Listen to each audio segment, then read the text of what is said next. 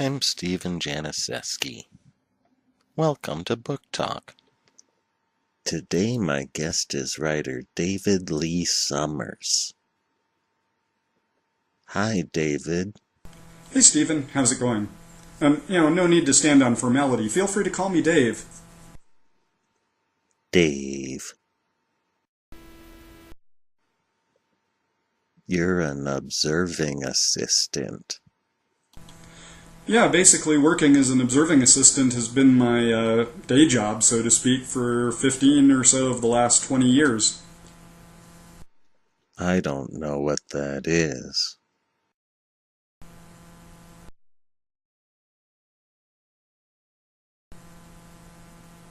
Well, what an observing assistant does is I'm work at telescopes to help make sure that astronomers who come and visit get the best possible science they can. So right now what I do is I operate the 4-meter and WIN 3.5-meter telescopes up at Kitt Peak National Observatory.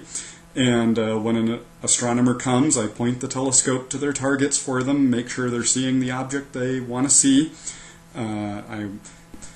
I'm there in case something breaks down. I'm there to make sure that things work all through the night. If they have any questions, I'm kind of there as an on-site technical support person. What is Kitt Peak National Observatory? Kitt Peak National Observatory is an observatory southwest of Tucson. We have 19 telescopes up there. They're optical telescopes for looking at things at night. There's solar telescopes for looking at the sun, and radio telescopes. Pretty much there's a telescope up there pointing at the sky doing some kind of science 24 hours a day. It's a really dynamic place. It's operated by the National Science Foundation, and astronomers from all around the world apply for time on these telescopes, and it's very competitive. There's a really great visitor center up there. You can come and tour around during the day. It's lots of rabbits up there. I bet Roscoe would really like to come visit the observatory.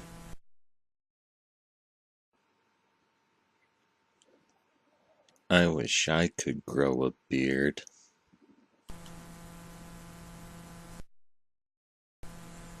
Well, as far as the beard's concerned, I don't do anything, and it just grows. I think you can't try too hard, Steve. Stephen, sorry.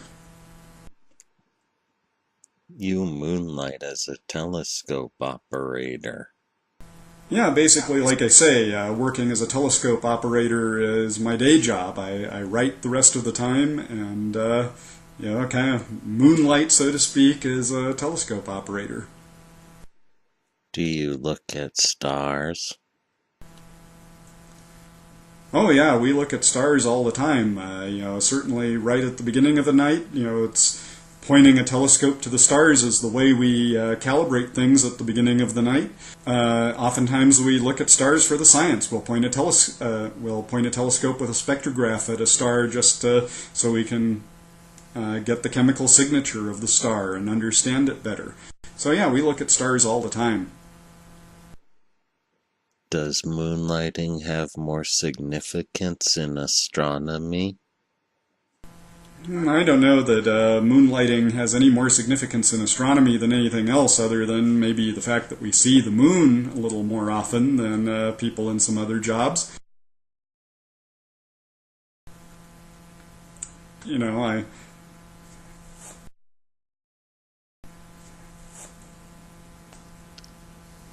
Who are your favorite writers?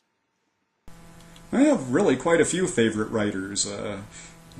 Going way back to Jules Verne and Edgar Rice Burroughs, I love those guys. Ray Bradbury, I love space opera, and one of the people I really grew up with was A. Bertram Chandler, an Australian writer.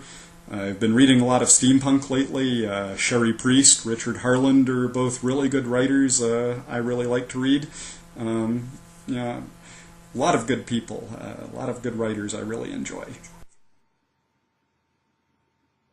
What are you currently working on? As far as what I'm working on right now, I've it seems like I've been doing a lot of short stories. I've been getting a lot of anthology invitations. I've been working on one recent sale was a story called The Zombie Shortage, which will be appearing in an anthology called Zombified, an anthology of all things zombie. I have a story for in an anthology called Healing Waves that's coming out, that's a benefit anthology for the tsunami victims in Japan. You know, I've been getting quite a few anthology invitations, and I really love it because those really challenge me as a writer to think about new ways I can use my characters in different ways. You know, I think it really helps me grow. Do you like it? Oh, absolutely. I really like these stories. I think they're great. Yeah, really do like it.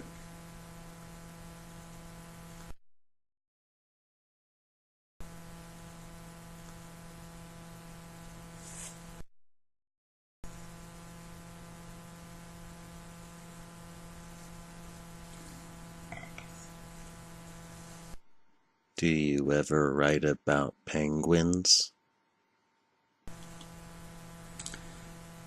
No, you know, I kind of use the owl symbolism in my upcoming novel Owl Dance because, you know, I see owls around my home in Las Cruces, New Mexico. I've seen them over in Tucson. You know, I don't see penguins in Las Cruces. I just have never written about them. Book now. Well, my most recent book is called Owl Dance, and it's set in the year, it starts out in the year 1876 and tells the story of a sheriff of Socorro, New Mexico, who falls for a woman from Persia who's escaping oppression. And they get all mixed up in an alien who's come to Earth, and mad scientists, and pirates, and outlaws, and, you know, their resources are Ramon's fast straw, and Fatima has the ability to communicate with owls, and, you know, will that be enough to save them when airships from Tsarist Russia come and invade? Is it good?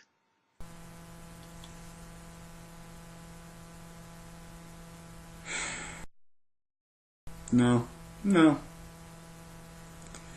You know, it's not good at all. You know, I really, really should apologize. It's so bad.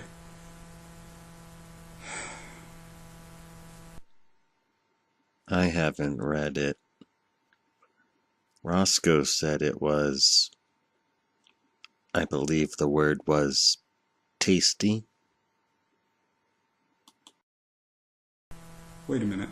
We're talking about Owl Dance and my latest book, aren't we?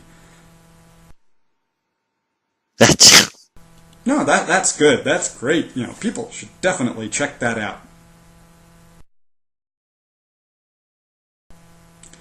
You know, if nothing else, with all that paper, it's a lot of good fiber. Have you ever had a friend take a book up in an airplane and hold it out the window so you could read it through a telescope?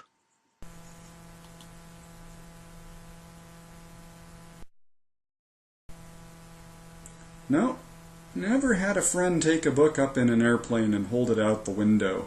You know, stars move pretty slowly across the sky, and that's really all telescopes are able to, you know, they're designed to track kind of slowly. So, you know, if an airplane went by, you know, I would just see it zip through the field, and it would be really hard to track it and read the pages as it went by.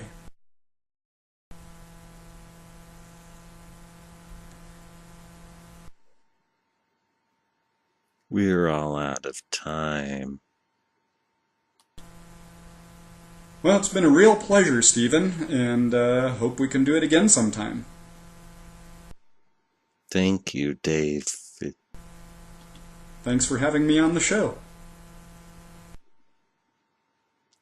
We'll see you next time on Book Talk.